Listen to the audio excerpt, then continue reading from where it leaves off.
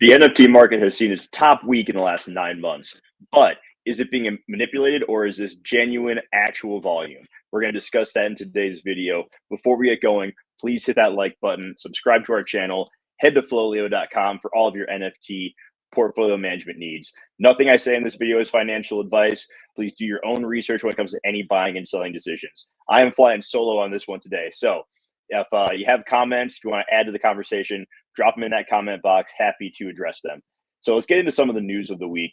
The first is that, the biggest one, Blur continues to dominate the market as far as trading volume goes. I'm going to pull up some charts right here from Dune Analytics that show exactly how badly they are beating the living hell out of OpenSea. Let's start at the top. If we look at volume market share, we can see right here over the past week, Blur has more than 80% of the total volume. OpenSea just 14%. This is a wild, wild swing from just a month ago. If we scroll down here, we can see that over the past 2 years in weekly volume, OpenSea was dominating, like absolutely just crushing everybody. But as we move through, we can see that Blur started to pick up some momentum back here in early December. And after the token launch, we have seen Blur just crush everyone in its path. Now, the volume that we are currently seeing, nothing about it is genuine and sustainable. It is purely based around the fact that people are trying to farm these Blur token rewards. If you aren't aware of what that is, last week Blur dropped their token that was based on how much activity you had done on their site. As soon as that token drop took place, they announced that season 2 of Blur rewards would begin. So you got rewards for listing, for putting bids out on collections, and with that you get more tokens. Now, to escalate things even further this week, we saw that Blur enacted a feature to maximize your loyalty points. You had to basically commit that you are not going to transact on other sites. So there is a button that showed up on the Blur page. Actually, I'll go ahead and show you that now in case you haven't seen it, where you could go ahead and it would automatically remove all of your listings from other marketplaces. So we're on Blur. If you look here where it says 100% loyalty, this button popped up and it says to maximize your rewards, you need to get these most mythical chests, which means that you had to remove listings from other marketplaces, which is something that we have not seen before. We've seen sites like LooksRare, who also drop tokens, do things to try to gain market share and incentivize people. We never have seen this box pop up saying that, hey, if you want to get the most out of this, you need to leave other marketplaces and not use them. So that is a big escalation. Now, the question becomes, can OpenSea do anything to fight back against this? And so far, the answer has been a resounding no. They said last Friday that they would remove marketplace fees. That lasted all of 5 days, because yesterday we saw that OpenSea increased the fee from 0% to 0.5%. I mean, the guys couldn't even make it a week without trying to bring in some kind of revenue, which just goes to show that they don't have a very good plan here. It's highly unlikely that they're going to be dropping a token, which is the only thing at this point that this market really cares about. It's very clear that the people who are transacting on Blur, who have all of these high bids up, who are putting up the listings, that they are purely doing this to get the token.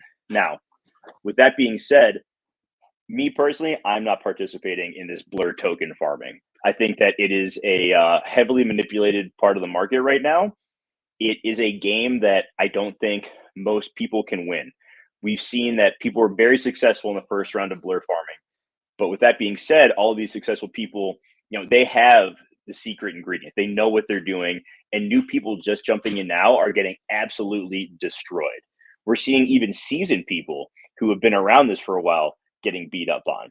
For instance, the well-known NFT traders, OSF and Mando, very prominent on Twitter, have been in the NFT space for quite a while. They sold 71, that's right, 71 Bored Apes into Blur bids, primarily to the collector Machi Big Brother, who, love him or hate him, has been a big player in the NFT space for quite a while now. So we've seen, Machi has had a really tough time with a lot of these Blur bids, getting absolutely dumped on. And it's having this trickle-down effect where he's removing bids, he's accepting bids, and floors have either stagnated completely or starting to crater. And we've really begun to see that this morning. We, if you follow some of these Twitter bots for the different projects that have the sales, for instance, Ranga, I'm a big Ranga holder. We saw hundreds of sales of Ranga at a time, but the floor wouldn't budge. And this is purely just a back and forth ping pong of people accepting bids and then placing bids because they want to, farm as many Blur tokens as possible. So in my opinion, what we are seeing is, yes, Mama Sage says it very, very correctly here. We're seeing a very dangerous game with leverage. And I could not agree with you anymore. It is very, very ugly out there. Nothing about this is sustainable. It has me very bearish on NFTs in the near term. With that being said, we're already starting to see it. Some of these NFT businesses are being acquired, are shutting down, are scaling back. And what I believe that we're going to see is a period of pain. It could be, 3 months, it could be a year, who knows? But at the end of it, the projects that are still around, the teams that are still building, I believe are going to create some great, great things. So with that being said, my personal strategy at this point is reducing my exposure to some of these businesses that I just don't have faith in anymore. And it can be tough to do that. It can be tough to feel that way, but it's the right thing to do in my opinion. Like I said, I am not playing this Blur farming game. It is not a game that I'm going to win.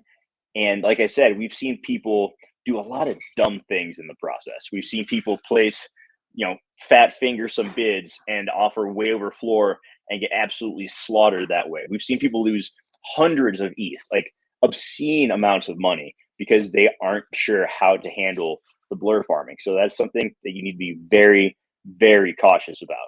So as I said, figure out what your strategy is long term. Do your due diligence, see which of these NFT businesses are actually creating something sustainable long term, or when in doubt, invest in art, because that is something, there is this execution risk with a lot of these NFT companies of, can they deliver on what they say they're going to deliver on? And most of them have shown that that's just not possible. We saw it this week with Moonbirds. So Moonbirds, which is run by the Proof Collective, founder is Kevin Rose, announced this week that due to a lack of sales, they are canceling their proof of conference that was set to take place in May. Tickets had been on sale. They were given for free to Proof pass holders, and they were being sold at a discounted rate to Moonbird and Moonbird oddity holders, and then in full price of 1.5 ETH a piece to the general public. They sold so few tickets below what they were expecting, below the max, that they just outright canceled it altogether, which is pretty unheard of in this industry that is still very young. But once again, it goes to show that even some of these higher priced, projects that have traded, Moonbirds close to 40 ETH at one point are struggling to adapt to the current marketplace. And so just please be very, very careful with how you're allocating your money at this time. And for some people, maybe they see this pullback on Moonbirds as an opportunity to get in if they believe in the team and what they're going to deliver long term. Personally, I don't. I had changed my opinion on Moonbirds in the past based off of some of the things they said they were going to deliver on, but they haven't delivered on them, and you have to adapt at some point. Just continuing to throw good money after bad money is not the right way to play this market at this point. So even if you're down on something, it's okay to sell at a loss if you believe that you can recoup that money and you can move into a more worthwhile project. So for instance, me personally, if I were a Moonbird holder, I would be trying to get out and move into something like Pudgy Penguins, who I believe has a much, much stronger chance of building and delivering on something in this market. I'm not sure if you can hear my kid in the background, but I think he agrees with me on the Pudgy Penguins front. So that is really everything from the Blur side of the market. Please be careful if you are trading on there. Now, with that being said, I mentioned I wasn't going to be doing a whole lot of work on there. If you do have some of these NFT businesses that you believe in, there's nothing wrong with going and placing some bids on Blur if you're comfortable holding that project. I think if you're trying to play the game of flipping back and forth and trying to get bids just to get the token, that's a really dangerous one. Blur announced that the next token drop was going to consist of 300 million Blur token. That is going to increase the market, the supply immensely. I think that this last time it was only like 120 million, so it's going to almost triple the supply. So just be warned there that this token at its high traded for about $1.30. It is now trading just under 90 cents. And if we increase the supply in the market by that much, I would not be surprised if we saw it, going for 50 cents, maybe even a quarter. So it's a really dangerous game that people are playing. I don't think they realize that the prize that they're trying to win probably isn't going to be as valuable as they think it is. So just something to keep in mind there.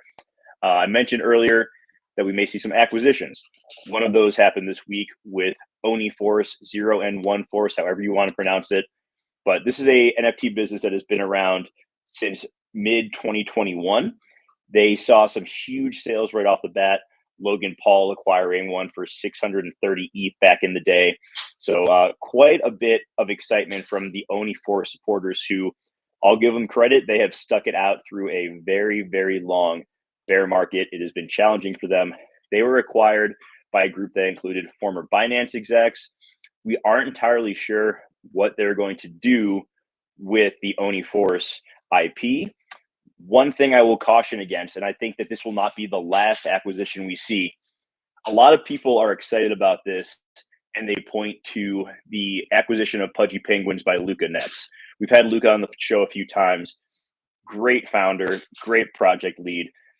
But just because he's been successful reviving Pudgy Penguins does not mean that these guys are going to be successful with Oni Force, or let's say a project like Gutter Cat Gang. If they get acquired, we don't know that the people who take that over are going to do the same kind of thing that Luca did. So that is something I'd be very cautious with. If you see these run-ups in price like we saw with Oni Force based on these acquisition rumors, and then the news breaks, that is very much a buy the rumor, sell the news situation, because there is still a ton of execution risk on the Oni Force team's part. There's also a very real possibility that they take that IP, they release a new project with the Oni Force IP. Maybe it's like a sidekick or a companion, just to try to recoup a lot of their investment. That's a very real possibility, then diluting the supply. So there's a lot to consider here. So please keep that in mind. One final piece of news I want to touch on is the latest on the Three Arrows Capital NFT portfolio. So we found out today, or I believe yesterday, that the entire portfolio that was held by Three Arrows Capital's fund, Starry Night, is going to be going up for sale. This includes over 30 fidenzas, or about a dozen or so ringers, including the most rare one. A lot of crypto punks, some high value ones there, including a zombie punk, going on sale at some point in March. We don't know exactly when. I think it's going to be a really interesting opportunity for people who want to have a piece of high quality art to potentially acquire one at that time. So me personally, I've had my eye on fidenzas, ringers, and I'm hoping that this increased supply into the market will lead to a bit of a pullback in price that could potentially allow me to get one of those and add it to my portfolio, because long term, I think that those are two great things to be holding. So that is all the update on Three Arrows Capital. That is everything on the Blur side of the market. So that will wrap it up for today's show. Quick, dirty, down to the point.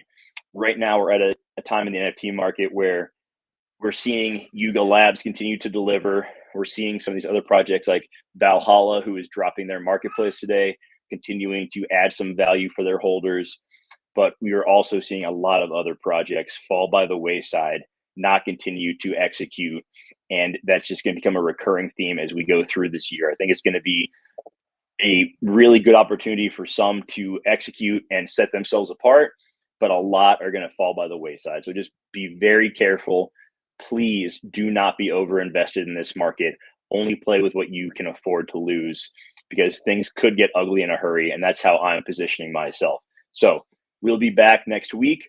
Monday, Kevin and I are doing our crypto show, NFT show Tuesday, another crypto show Thursday, and then we are back here on Friday as well. So plenty of more content coming from the FLOLiO team. Thank you very much, everybody, for being here today. Once again, please hit that like button, subscribe to our channel, head to FLOLiO.com for all of your NFT portfolio management needs. Have a great weekend, and I'll see you next time.